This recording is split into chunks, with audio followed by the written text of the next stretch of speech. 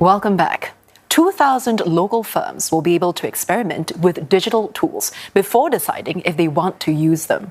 Authorities say an enhanced Digital Leaders program will focus especially on helping firms adopt AI over the next 3 years. Caitlin Ng with more. At this logistics company, barcodes keep things running. If a product enters without one, nobody knows what it is. Through the Digital Leaders program, iHub received funding and guidance to build in-house AI expertise. The team then developed this camera system that uses generative AI to identify products within seconds. Such technology has helped profits rise by over 50% since 3 years ago.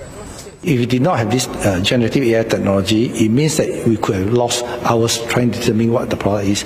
And as a consequence of that, there's also manpower and labor cost that's lost. iHub is one of over 600 firms that have been part of the program.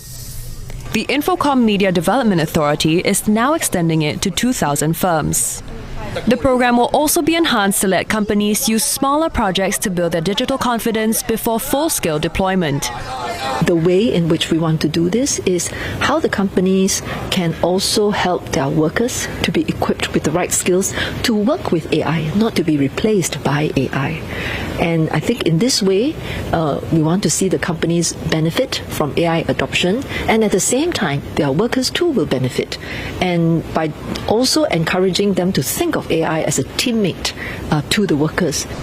More details on the enhanced program will be shared by the end of this year.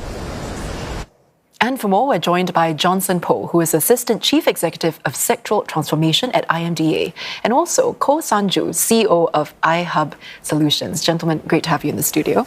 Now, let's start with you, Johnson. First of all, why do firms need this level of so-called hand-holding or guidance from the program? Technology is changing fast, and digitalization is driving much of the economy. A key consideration is how we can reach wider and dive deeper when it comes to diffusing digital capabilities across the enterprises. Digital adoption, especially AI, is no longer optional, but necessary to maintain competitiveness. While enterprises face cost pressures, the digital solutions often save more, right? And then they cost. And benefits that includes, a lot of benefits includes increase in productivity, increase higher revenue, as well as access to growth opportunities, as well as new markets. Do you have some more outstanding examples, say, of how the program has helped certain firms to really embrace AI?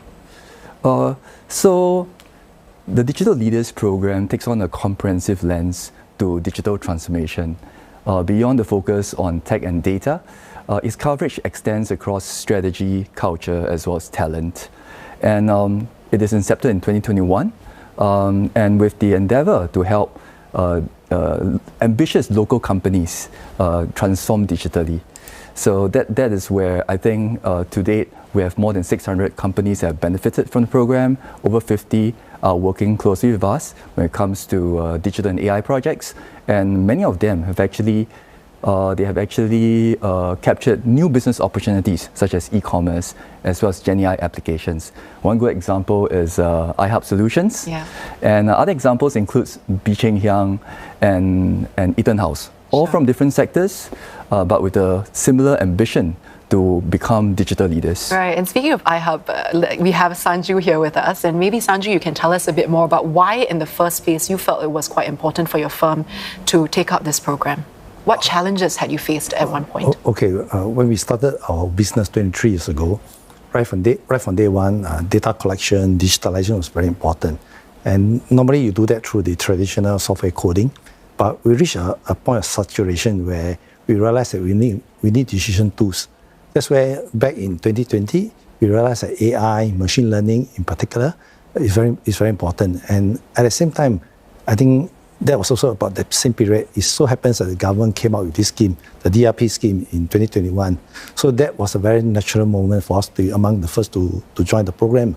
Had we not joined the program, it might take us double the time or triple the time to do what we did, because the program allowed us to bring on board tech talent. And one of the key challenges was the tech talent, bringing a tech talent and then also being able to work we are the domain experts. We work with the tech talent to come up with the ideas, to put it where it has a major impact in our business, as well as the impact on the workforce. We wanted the workforce to be a creative workforce and take out all the tediousness and all the mundane job and give them pride in their work. So that's what we wanted to do, and it helps. And over the last 3 or 4 years, the productivity has went up more than 50%, and it's a result of all these efforts. Yeah, I want to get a little bit more into that in just a bit. But before we go there, Johnson, I want to ask also, how has the Digital Leaders Program actually differed from other previous programs and other similar digitalization initiatives by the government? Right. So we seek to reinforce the Digital Leaders Program, keeping in mind 3 objectives.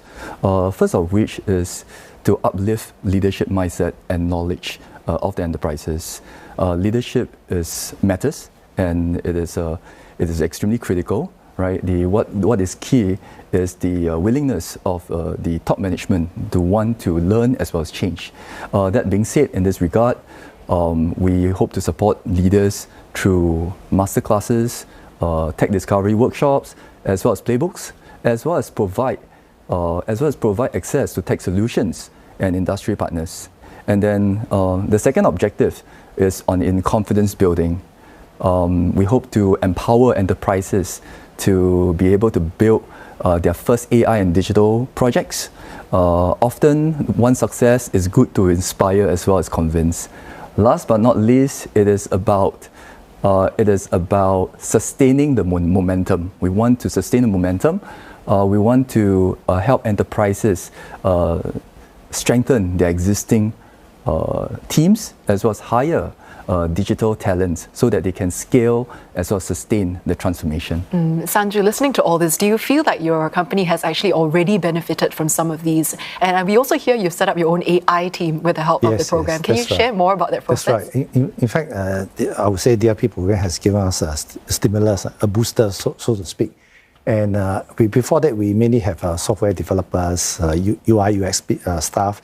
But over the last, I would say, the last 3 years, we've developed not just the AI and machine learning teams, we also developed a robotics team because we realized that there's so much more opportunities. So as a result of that, a lot of new services were actually developed. And the best part is the productivity did not stop just within iHub.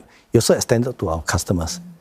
For example, order management became more efficient for them because they were able to utilize the systems and the software that we develop and customize in-house. So having an in-house team actually helps a lot in developing new products, and we are not boxing compared to if you were to buy a product from outside. You know, and today's technology, especially Gen AI, is moving very, very fast. We were finding new applications. For example, when products come without barcodes, what do? You know, that create a bottleneck. But we are able to use Gen AI to read this text and then convert them into real SKUs, or what you call barcodes. Yeah. So you can see already quite a lot of tangible results have come out of the program from quite a short time. There's a lot of applications. Yeah, and before we go as well, Johnson, I want to see if you can tell us a bit more about what you're most excited about seeing, you know, with companies that do come on board the program. What are some tangible outcomes, apart from what Sanju has already mentioned, that they can really get out of this AI acceleration in their companies? I would say, as I've highlighted earlier, is really that this program actually takes on a comprehensive lens in the sense that its coverage extends across both tech, data, strategy, culture, talent, and as well as business processes. So it's an end-to-end approach when it comes to actually building that confidence and as well as that competency for companies to be able to start fast, right? And at the same time, having that guidance and partnership with the relevant expertise in the sense of industry partners to be able to deliver very concrete as well as real outcomes with regards to their business operations. Right. Johnson, Sanju, thank you so much, both of you, for coming in today to share more about the program. I've been speaking with Johnson Poh, who is Assistant Chief Executive of Sectoral Transformation at IMDA, and also Koh San Joo, CEO of iHub Solutions. Thank you both.